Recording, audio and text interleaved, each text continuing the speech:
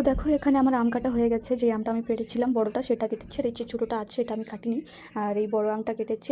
আমটা না একটু হলুদ হলুদ হয়েছে, মানে পাকার দিকে আসছে, তো খুবই টেস্ট লাগবে এই আমটা খেতে। তো চলো এখানে একটু নুন লঙ্কা নিয়ে নিই।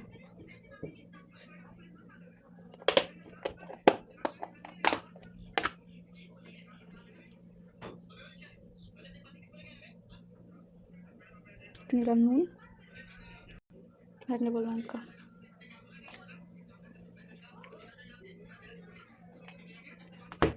তো এটা আমি এখন খাবো।